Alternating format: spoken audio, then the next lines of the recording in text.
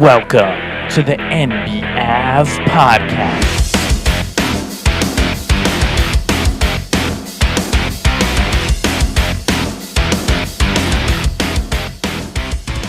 Welcome back to NBAVE, the NBA Avenue podcast. And what we have today is everybody going off about the Houston Rockets. So the Houston Rockets have won 8 straight ball games. And suddenly they find themselves in an interesting position that I don't think anyone really imagined them being in. Now, if you go all the way back to the beginning of the season, we may have imagined that the Houston Rockets would be in the talk for the 10 seed, right? They're in the 11 right now, and they have the potential to go into 10, one game back of Golden State. And they will be playing Golden State. They have one game against Golden State.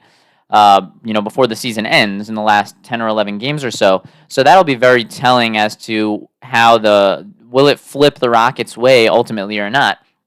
But before the season, had you taken a survey of all the NBA fans and said, where do you imagine the Houston Rockets being when everything shakes out at the end of 82 games? And they're right where you really would imagine them being. Now, they did it in a very confusing way. They started off hot, they cooled off, they got hot, they cooled off. They went really, really, really cold and lost a million games. Players were in and out of the lineup, and then now they made up for all of those losses right here, and basically in the last 8 games, in the last 10 games, or in the last 10 games, they're 9-1, but they won their last 8. So the Rockets have covered ground, and in a tightly packed Western Conference, when you win 8 games in a row, it changes the whole outlook of your season. The Suns did this earlier in the year. The Nuggets have done this. The Cavaliers did this twice. And teams that are able to run off like that and win 6, 7, 8 games in a row, it changes the whole outlook for your season with the way that things are bunched up. So you have a team like the Rockets, and now it turns into where were they supposed to be this year and where are they now? I would say they're exactly where they should be. But because they were bad for so much of the season, now the fact that they've won the 8 games is telling people that, hey, they overachieved. Truthfully, they didn't overachieve. Let me take you back to where the expectations were. This was a team who brought in and paid real good money to bring Fred VanVleet in. And I don't know what you think of Fred VanVleet at this point, but from listening to some other media outlets, it seems like people are not really giving Fred VanVleet the correct viewing power, the accolades that he deserves. Fred VanVleet was unreal in the Raptors finals run, and he showed that he's a real guy. A real guy. A guy who has a clutchness in him. A guy you can rely on at the end of ball games. And you bring him in, and the idea is you bring him in, and you now take a team, and you get the correct mixture of young and old. That's what a championship team has, is you want to have the correct balance of players on your roster, of the young players and the old players. And the truth is, when you have talent and you don't have veteran leadership on the team, you end up with something along the lines of San Antonio right now, where a bunch of 21-year-olds don't typically take you very far.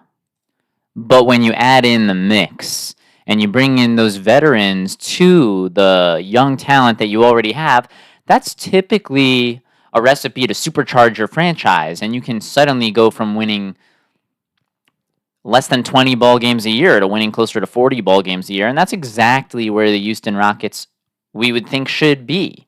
By bringing in Dylan Brooks and Fred VanVleet and Jeff Green, Uncle Jeff, who is he has a lot of ability still, and he brings in that veteran presence. And then you add that to the young players. You have Jabari Smith, and you have the new Thompson brother, and Jayshawn Tate for what they thought he was going to be, and you had Sengun the entire season, and Easton and Whitmore, and you have Aaron Holiday, who's a streaky scorer. So you have the young guys, you have the old guys, and you have a recipe for about 40 victories in the season to compete for the play-in game. And now they're there. But their path to getting there was anything but what we could have predicted. And if you look at where they were supposed to be 10 games ago, I don't think that I haven't found anyone who could have predicted this. That they would go 9-1. And that they would win 8 straight ball games. Yeah, they had a game earlier on where they beat the Phoenix Suns, and then they came back and they had to play the Suns in back-to-back games, and they lost the first one and won the second one. So then if you look at it, 2 out of 3 games, they beat the Phoenix Suns. But that was more of an indictment on Phoenix than it was a compliment to the Houston Rockets, because Phoenix was looked at as the much better team. The Rockets at the time, before they went on this big win streak, were looked at as a bottom basement type team. And it was like, hey, why can't Phoenix handle business? They have a much more talented roster. I know that Houston was scrappy, but when you have Durant, Booker, and Beal on one side, along with Grayson Allen shooting the best three-point percentage in the league, and you have Yusuf Nurkic there amongst a couple of guys on the bench, like, how does that team lose to a team like the Houston Rockets? And the truth is, Phoenix probably should have won those games, but it was more of an indictment to them that they lost them.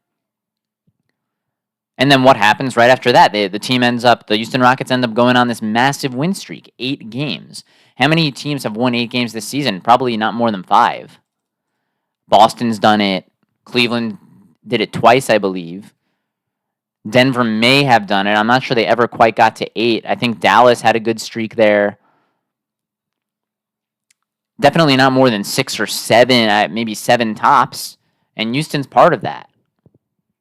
The Knicks may have done it at one point during the season. Perhaps the Timberwolves, perhaps these top teams, but that's really what you expect. You don't expect a team to be in the 12 seed or the 11 seed and then suddenly run 8 straight victories. It doesn't really make sense. But in this case, they had players in and out of the lineup for a lot of the season. Van Vliet missed a lot of games. Then Van Vliet starts to play. Sengun goes out. And Sengun going out is ultimately the piece to unlock this team. And that brings up the other discussion that we need to have, which is, what's the deal with Sengun? And I've said this before, but I think this comes back to Nikola Jokic and what he does for the Denver Nuggets. Now, where's the connection? For Denver, you have a guy like Jokic who comes into the league and he changes the entire framework of what people think of the center position. And suddenly you have a guy who's the most skilled. He's not just the big man. He's not Shaquille O'Neal. He's not just, and I don't mean to belittle Shaq, but what I'm saying is he's not the big man who needs to be set up or who will get the offensive rebounds or who will get a steal and go coast to coast. This is a guy who does it in a very different way. This is a guy who does it with immaculate passing, similar to a Bill Walton, the rebounding, a guy who does it with incredible shooting touch and incredible chemistry and vision to find his teammates in ways that you don't really think were possible. That's how Nikola Jokic does it. And then you have a guy like Sengun who comes in and he's trying to play with that mold. He's trying to be that type of center, that type of guy who can pass and who can shoot and who can move and has post moves and who has the vision. And ultimately, when you think, okay, well, Sengun's going to be in the mold of a Nikola Jokic, but just how big is the gap between the type of player that Jokic is capable of being and the type of player that Sengun is capable of being? And you look at that and you have to realize the gap between Jokic and everybody else is tremendous. Jokic is a one-of-one talent. We know that. And there's not going to be another magical guy who's going to come into the league and suddenly pull off what Jokic is doing. So for Sengun to come in, and yes, he's had 40-point games and he's had impressive games, but for him to come into the league and turn the Rockets franchise around and be the stabilizing force and the mainstay of this team as Nikola Jokic is in Denver, it's just not going to happen. Because several reasons. Sengun is shorter. Sengun's not as good of a shooter and he's not as good of a playmaker. And those are some massive points against him. The fact that he's smaller, doesn't shoot nearly as well, doesn't have the touch, doesn't have the same IQ, doesn't have the same passing ability, that's 5 massive knocks on him in comparison to the player that you're trying to say he's like. We're not going to see another Jokic for a very long time. Not to say that there's never going to be a big man as talented and skilled. We already know that there will be big men who are super skilled. You can even look around the league and you see a player like Bol Bol on Phoenix. And that's not to say that Bol Bol is anything like Nikola Jokic. But what you can see is that you're having guys who are playing the center position who can dribble and who can shoot. Now Bol Bol isn't known for his passing, but you're seeing, hey, maybe in another year or two, there's going to be a couple of big men who come into the league who really shoot well. And like we have a Porzingis out there, you have on the same team as him, you have Al Horford, you have guys who have managed to get the shooting part of it. And then you're going to have big men come into the league who are incredible passers. And you may have big men come into the league who are have a really good handle. And then once in a while, you're going to get the guy who has all of those things. And maybe you have that right now with Victor Wembanyama. The passing is still yet to be seen, but he also brings certain athleticism that Nikola Jokic doesn't necessarily have. So maybe you already have a guy who can do a lot of those things there. But over time, you're going to see once in a blue moon a guy who has all of those pieces. It's going to be rare because it's still going to be rare to have a guy who has all of those things to the level of Jokic. It'll be super rare. But when will it happen? It'll probably happen when you have a guy who's closer to Jokic's size. It probably won't happen at a guy like Sengun's size. Now you have these tweeners where you have a Sengun and you have a Sabonis, and you have guys like that trying to be that sort of impactful player for their teams, and it's just not going to happen. You're going to need to be as big as Jokic and as good as Jokic to be Jokic. And Sengun's not that. And then you take him out of the lineup, unfortunately through injury, and what happens? The team can't lose a ball game. Some of it's coincidence, and some of it is you have a right mix right now. And sometimes it's weird the way that happens in the NBA, and sometimes it's strange. Darius Garland goes out for Cleveland, and they can't lose. They go on 2 massive win streaks. And he comes back, and things are more complicated. It's not just talent. There's a lot of intangibles, and there's a lot of chemistry that goes into these teams and how they play. And sometimes you have a talented guy like Sengun go out, and boom, 8 straight victories. And that's what Ewing theory encapsulates. And if you look at things the way they're structured right now, you're going to have Dylan Brooks for the next several years. You're going to have him for 3 more seasons after this one, and you're going to have Van Vliet for 2 more seasons after this one. And you have Jeff Green for next season, and you have all the young guys locked up for a very long time. And you start to look at it and you go, hey, we have Sengun. After this season, we're going to have him for 1 more year. That's it. We got him this year, and then next year he's going to be expiring, and we have him at $5 million. Are we going to compete next year? Are we going to throw a ton of money at him? How much money can we throw at all these guys? You can't overpay everybody. You can't pay everybody $45 million like you're going to be paying Van Vliet in his 3rd year on this team. You're going to have to make a decision, and if you send Sengun out, and somebody's able to offer you back some amazing draft picks or some other players, and it's going to be something that's going to be considered. Granted, who's going to make that trade with only 1 year left on Sengun's contract? I don't know. Plus, coming back from the injury, frankly, your opportunity to get a really big haul for him may have already come and gone. But you would have never thought to trade him because you never thought that the pieces around him were going to be as good as they were. Because Jalen Green never showed you this side of him. He never showed you to be that guy. And you know what?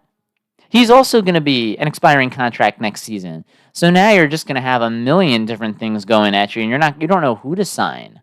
You don't know who to keep, and you don't know who to let go, and you don't know who to trade. Do you trade some of the veterans that you brought in? Do you trade a Brooks or a Van Vliet? How much money are you able to offer Jalen Green if you think he's the real deal? What can you offer Sengun if you think he's the real deal? It's very confusing. So for now, if you're a Houston Rockets fan, you're trying not to think about any of that. You're trying just to think in the immediate future, and you're saying, hey, this is awesome. This is fun. We've won 8 games in a row, and in a very fun, exciting way. And granted, a lot of those wins have been beating up on the garbage teams in the NBA, who at the beginning of the season, we assumed that you would be better than anyway, so it really shouldn't come as a surprise when they beat Detroit, when they beat Washington. That was really expected going into the year, but then you played so badly for the first 3 quarters of the season that suddenly you start to win. You win 8 games in a row, and you win 9 out of 10, and now it's like, hey, wow, the Rockets are actually good. They're able to beat all these bad teams, and then sometimes compete with the teams that are even better than them, like Sacramento, who's also had a very up and down year and been extremely inconsistent. But that's what we have. We have a team who, frankly, was better than they played the entire season.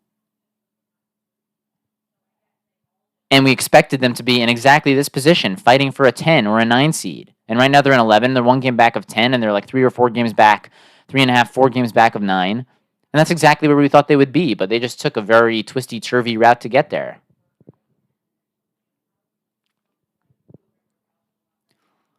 Outside of that, there's a couple of other topics that we can really talk about here, and another one really interesting, similar type of situation where Minnesota, they lost Karl Anthony Towns, and you have a sample size here where it really hasn't made a difference. They've been virtually the same team that they've been with him, without him. And that's record-wise. And I didn't think it was going to go down like that, because when you have one player playing big minutes for you for 3 quarters of the year and then he goes out, you would expect for there to be a massive impact. You would expect to lose some games. And it seemed like it was going to go that way, especially because right after they lost Karl Anthony Towns, their opposition started to heat up. But the Timberwolves have been able to beat good teams. They beat the Warriors last night. They beat the Cavaliers in the game before that. They fought a real good fight against Denver. And then they had a couple of easy ones before that against Utah, but then they beat the Clippers before that. They're beating a lot of good teams. So you look at that Minnesota team and you have to just think, well, if we can do what we were doing when Karl Anthony Towns was here without Karl Anthony Towns, and it doesn't really make a difference whether we have him or we don't, then what can we turn that into? If you send him out and you bring in 3 complementary guys and build around Anthony Edwards in the best way that you can, and you already have other pieces, you already have the Mike Conley, you already have the Nickeil Alexander-Walker and the Rudy Gobert and the Jalen McDaniels. Think about what the cash-in could be if you push the Karl Anthony Towns chip into the middle of the table and you get back in exchange for him 3 solid pieces. Think maybe another great defensive player, another great defensive wing. Think about one of those guys from New Orleans, the Herb Jones type of player. A Trey Murphy. Think about bringing in one of those guys. You already have one in McDaniels. Think about the depth you can add. Considering you already have Naz Reid and Rudy Gobert and Anthony Edwards, you have to think like that. Because if you can do the same thing without somebody that you do when he's there, then what's the point of having him? And that's exactly what the Chicago Bulls have to look at when they have Zach LaVine on their team, and it's like, hey, we can lose without him. And then it's like, wait, he goes out, and not only are we losing the same amount, we're actually losing less. So why would we have Zach LaVine on the team? Everything that he brings, we have without him.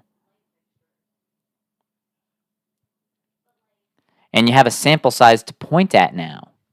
And the Timberwolves weren't going to win the finals with Karl Anthony Towns, and they're not going to win the finals without Karl Anthony Towns. But now you have enough to go off of.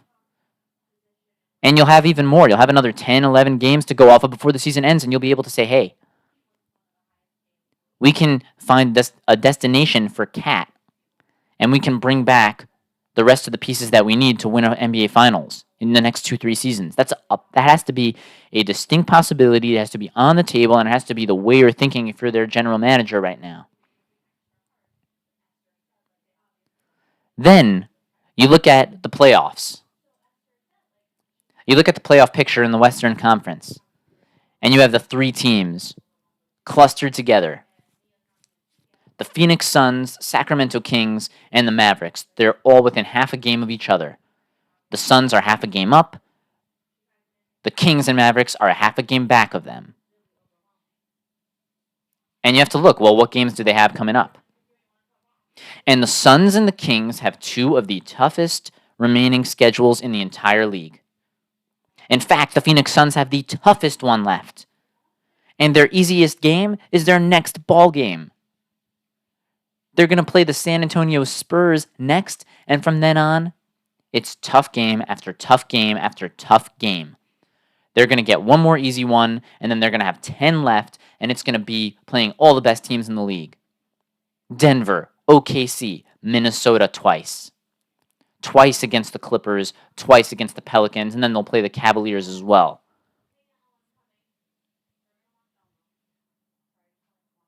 It's going to be tough for Phoenix to move their way out of the play-in. It's 3 teams vying for one spot. Now, they'll all be in the playoffs, right? But 2 out of those 3 teams are going to be in at least one play-in game. And one of them is going to get the 6th seed, and they're not going to have to deal with the play-in whatsoever. Is it going to be Phoenix?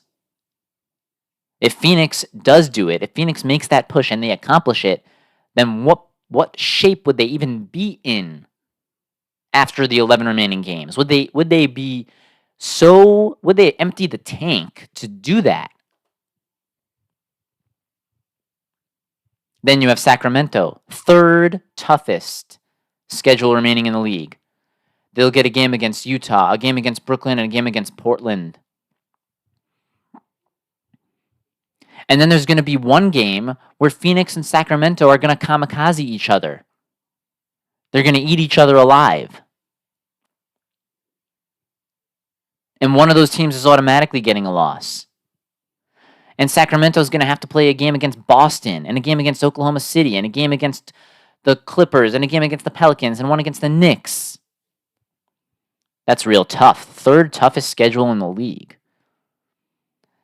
And then you have the 3rd team, the odd one out, in a good way. You have Dallas. Dallas has the 11th easiest schedule remaining. They're going to get 4 ball games. Detroit, Charlotte, Utah, Atlanta.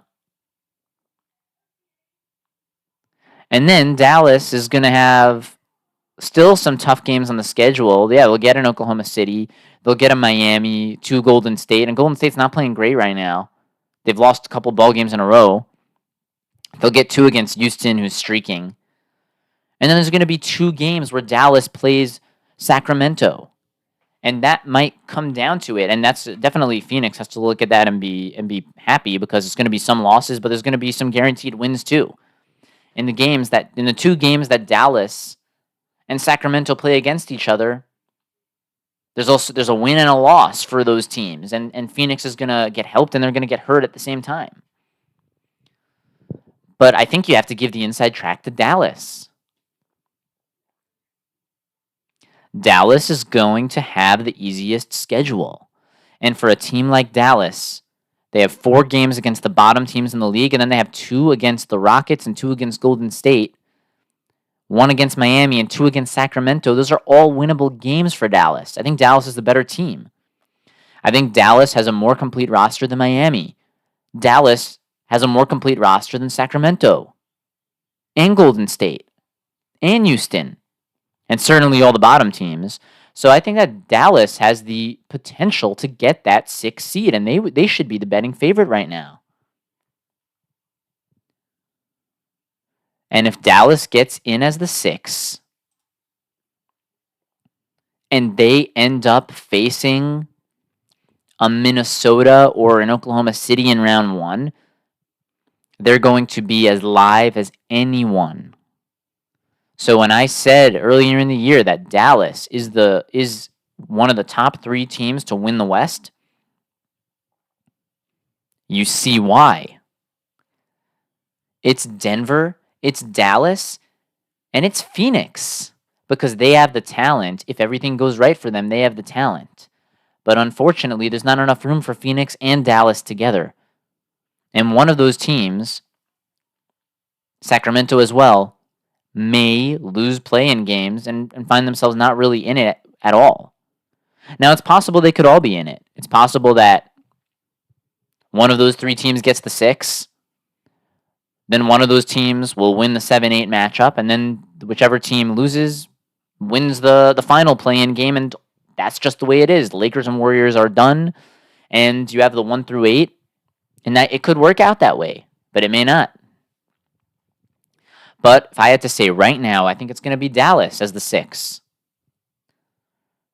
Dallas as the 6, Phoenix as the 7, Sacramento as the 8. That's how I would have to chalk it up.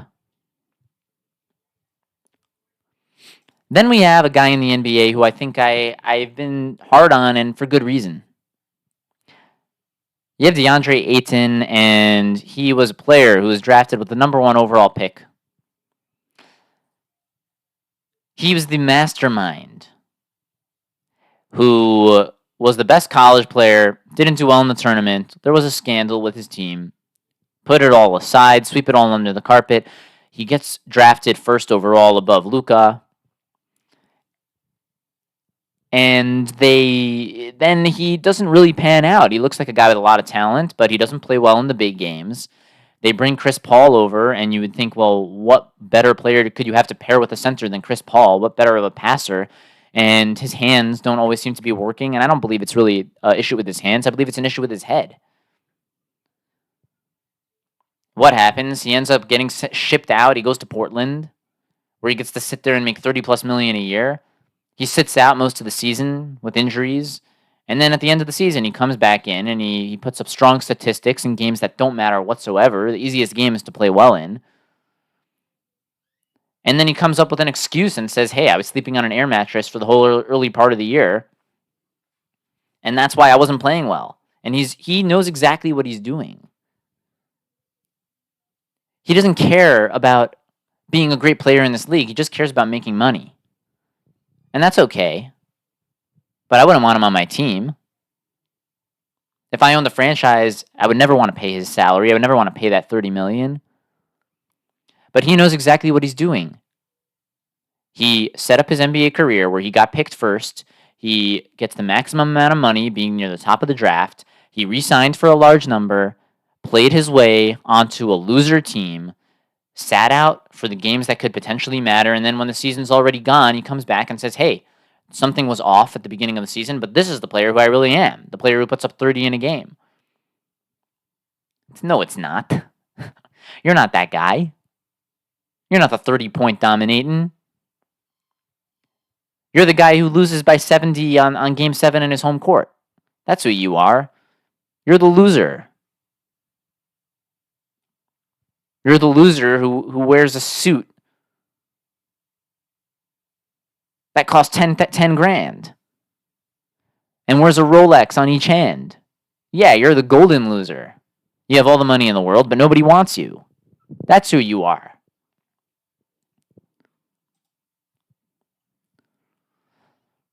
So that's just a couple of things that I wanted to say about the league, things that were on my mind. We have the Rockets with their win streak, the Timberwolves not really dropping off after Karl Anthony Towns, the triumvirate of Phoenix, Sacramento, and Dallas, and who's going to emerge and get the 6th seed of those 3 teams, and then the mastermind idiocy of DeAndre Ayton.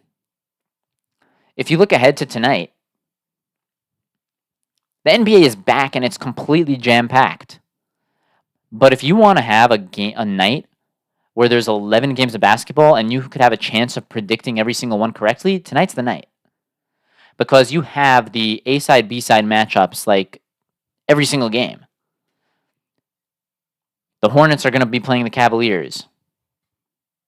The Celtics are going to be playing the Hawks. The Knicks get the Pistons. The Bulls will be playing the Wizards. The Suns get the Spurs. The Rockets, after 8 in a row, they're going to play the Trailblazers. The Mavericks get to play the Jazz. The Nuggets against the Grizzlies. The Kings against the Sixers. There's only 2 games that are close. You have the Nets against the Raptors, and nobody really cares about that game. And you have the Pacers against the Clippers. If you can correctly predict the Nets-Raptors game and the Pacers-Clippers game, which are tough ones, you can maybe sweep the entire night. Now, odds are that won't happen because, of course, there's bound to be one underdog who wins out of all of those games, but Most of these games are probably going to go the way we think. We have a lot of data to go on at this point. The season is 80% over. You have a large sample size to go off of. You have all the data in front of you. Yeah, like Cleveland's probably going to beat Charlotte tonight. And the Celtics are going to beat Atlanta. And the Knicks are going to beat Detroit. And the Bulls are probably going to beat the Washington Wizards. And the Suns are going to beat the Spurs. They have to. The Nuggets are going to beat Memphis. So if you want a night where you can predict everything correctly, tonight may just be the night for you. And that's what we have to look forward to in the NBA tonight. If you want to really tune into the games that matter the most, check out that Pacers-Clippers game. That could be a fun one. And then if you want to watch the Eastern Conference battle, well, the Sixers are in 8. They're tied with Miami. They're both 39 and 32. Everything's exactly the same. Most likely the Sixers are going to keep dipping and the Heat are going to at least be above them. Things are really shaping out. Celtics, Bucks, Cavaliers, Knicks, Magic, Pacers, Heat, Sixers, Bulls, Hawks. And then in the West, Nuggets, Thunder, Timberwolves, Clippers, Pelicans, Suns, Kings, Mavericks in that crazy traffic 6, 7, 8. Lakers, Warriors. And then the question is, hey, can the Rockets do it? Can the Rockets finish it off? If I had to say, no, the Rockets aren't going to finish it off. Look at the Rockets' remaining schedule. The Rockets have the 11th toughest schedule remaining in the NBA. They get 2 easy ones against Utah and 2 against Portland, one of them being tonight. Then they're going to have to play against Oklahoma City, Minnesota, the Clippers, the Magic, 2 against Dallas and 1 against Miami. That's a lot of losses in there for Houston. A lot of losses. They've just won 8 in a row. It's going to end, and the way these things flip-flop, once they lose one, they may lose 3 in a row.